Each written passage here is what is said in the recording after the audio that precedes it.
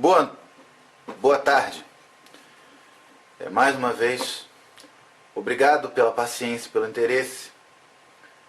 Eu vou começar então a série de vídeos. Não para substituir, mas para tentar compensar da melhor forma a palestra que eu ia dar no Encontro Evoliano e que eu não consegui. O título dos vídeos e da palestra é Astrologia de Verdade, a Tradição Viva. Eu explico por que é de verdade e a tradição viva mais para frente. Mas antes de falar da astrologia, vamos falar um pouco do astrólogo, para vocês saberem de quem está falando com vocês, né? Meu nome é Marcos, eu sou formado em Biologia e no final da graduação, no começo do mestrado, eu comecei a me interessar, entre outras coisas, pelo problema do conceito de espécie. E eu comecei a estudar sobre isso, acabei a ler várias coisas sobre isso, acabei descobrindo Aristóteles, começando a ler a obra dele, ler o que outras pessoas falavam dele, comecei a me interessar por coisas que já não tinham nada a ver com biologia. E acabei me interessando pelo simbolismo natural. Eu lia muitas coisas do professor Olavo de Carvalho, eu acessava muito o site dele. E acabei me deparando com a propaganda de um curso de introdução ao simbolismo astrológico, dado pelo filho dele, Luiz Gonzaga de Carvalho Neto, e pelo Pedro Sete Câmara. Na verdade, o Luiz Gonzaga não dava mais aula, ou pelo menos não era mais ativamente professor, o meu contato sempre foi com o Pedro. Eu acabei fazendo esse curso, e durante muito tempo, o único professor formal que eu tive foi o Pedro, apesar de eu nunca ter visto. Nunca tê-lo visto ao vivo. Isso coincidiu temporalmente com a minha conversão. Mais ou menos na mesma época, eu estava deixando de ser ateu, eu agora sou católico. E isso tudo junto fez uma formação um pouco diferente em astrologia do que o comum. Em primeiro lugar, eu não passei pela astrologia moderna para chegar à astrologia tradicional. O que eu sei da astrologia moderna hoje é um pouco mais, mas naquela época era basicamente o que todo mundo sabe, era o horóscopo de jornal. Eu não me interessei em astrologia para saber como é que era o meu signo, nem como era o meu mapa. Mas sim, eu me interessei pelo simbolismo. Depois, quando você começa a estudar, você vem a pergunta óbvia, né? Se essa coisa funciona mesmo. E foi isso que eu fui testar. Me interessei por astrologia horária, que o Pedro era uma das referências na área. O Pedro Sete Câmara não é mais astrólogo hoje em dia. Comecei a praticar, primeiro em casa, depois para outras pessoas, depois comecei a praticar profissionalmente. Sim, essa coisa funciona. E, bom, recentemente eu tive o prazer de conhecer pela internet, também não conheço pessoalmente, um dos astrólogos mais famosos do mundo, o John Frawley, que me convidou para fazer o curso dele, o que me deixou muito feliz. O curso dele é muito bom. Não é um curso fácil, nem é um curso barato, mas eu recomendo a todo mundo que quiser fazer astrologia horária, e até quem quiser conhecer a astrologia mais a fundo, mesmo que não vá praticar. Pois é, esse sou eu. E agora vamos para o que interessa, que é a astrologia. O que é astrologia?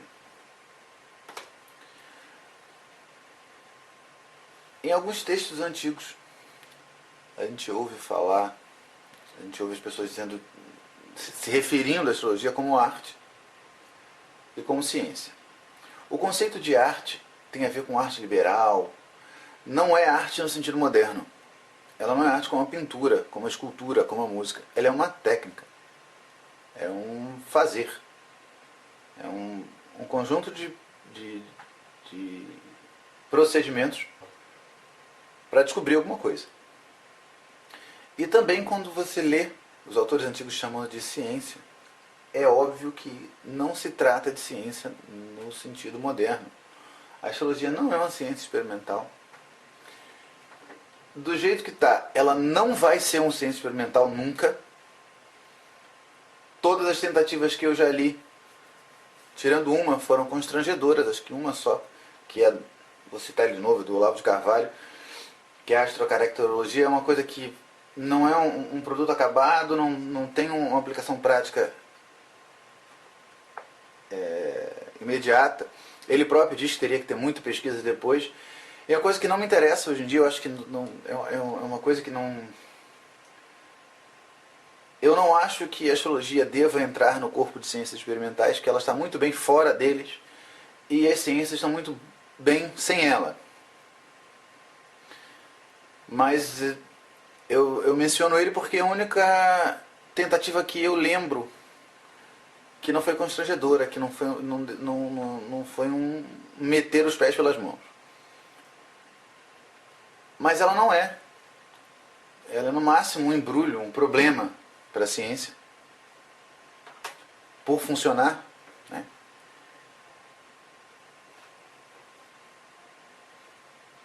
E só reforçando, eu falei, vou repetir, quando você lê autores antigos chamando ela de ciência, eles estão falando de uma coisa diferente. É a ciência tradicional, como a geomancia é uma ciência tradicional. Como a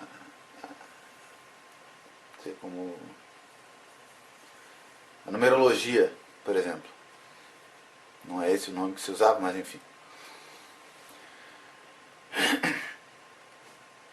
E eu queria deixar bem claro aqui também, durante muito tempo eu não fiz esse comentário de forma tão incisiva, mas eu preciso fazer para que isso fique claro.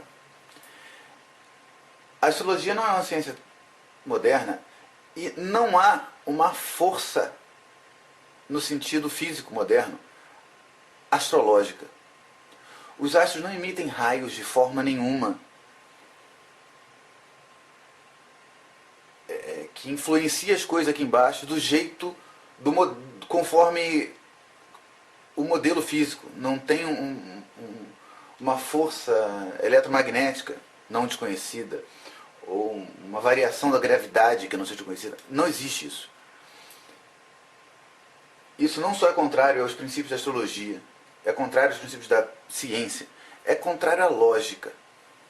Você pensar um pouco sobre isso, não só sobre a natureza dessa força, ela teria que ser uma força que dependesse da posição do observador, que dependesse da posição dos astros no céu visível, que independesse da distância da massa deles, que independesse de um monte de outros fatores e que viajasse no tempo. Porque é muito fácil você pensar na força quando você pensa no mapa natal, no mapa que é feito na hora que a pessoa nasce. Ah, naquele momento os astros emitiram os raios de uma força desconhecida que interferiu na gravidez. Sim, é astrologia horária. Eu pergunto se o carteiro vai chegar e naquele momento os astros emitem energia, essa energia especial, metade em mim, metade no carteiro, metade no... um terço em mim, um terço no carteiro e um terço no caminho.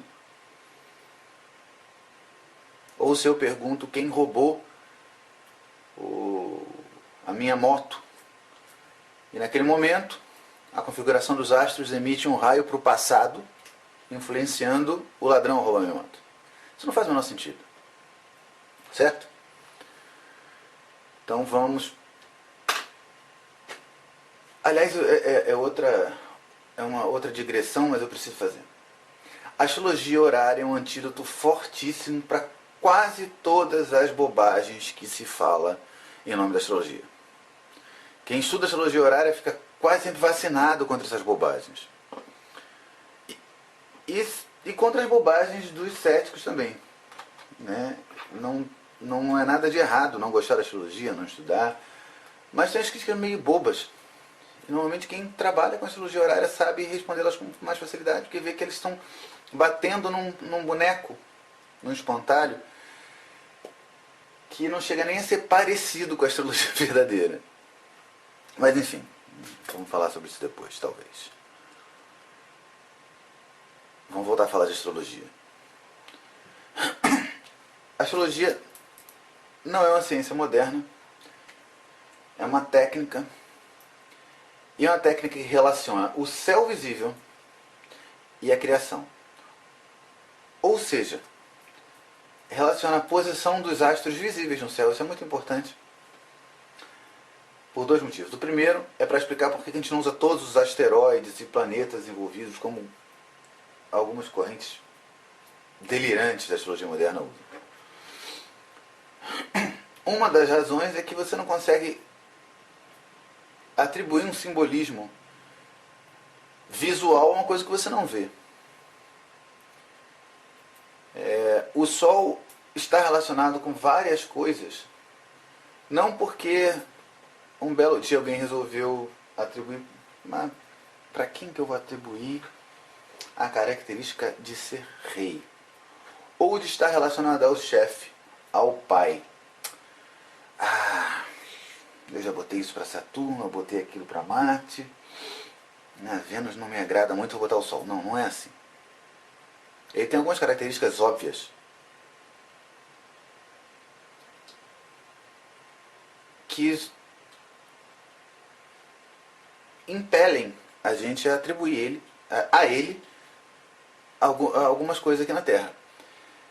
Por exemplo, por que ele é associado ao domínio, ao pai, ao rei?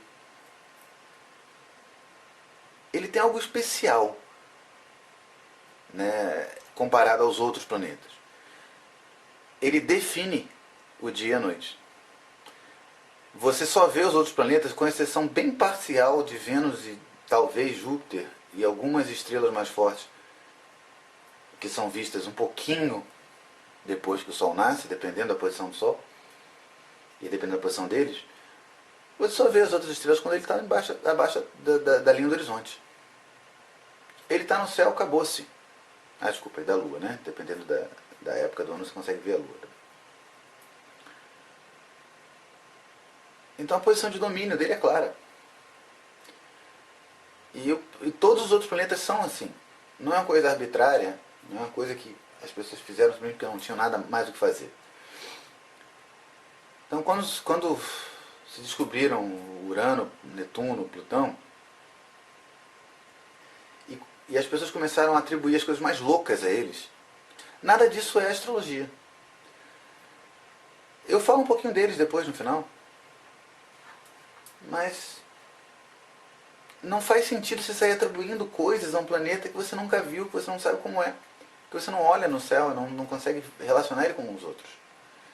Enfim, a técnica relaciona o céu visível, os movimentos aparentes dos astros no céu, a criação. De novo, não é a personalidade das pessoas, não é as tendências interiores dos seres humanos, é a criação. A astrologia relaciona o céu visível ao meu cachorro, ao jogo do Vasco e do Botafogo, a doença da minha tia, a briga dos meus vizinhos, ao meu carro, ao destino do país, aos terremotos, às chuvas, a toda a criação, a tudo que está aqui embaixo. A gente vai ver por que isso é possível. Vamos lá.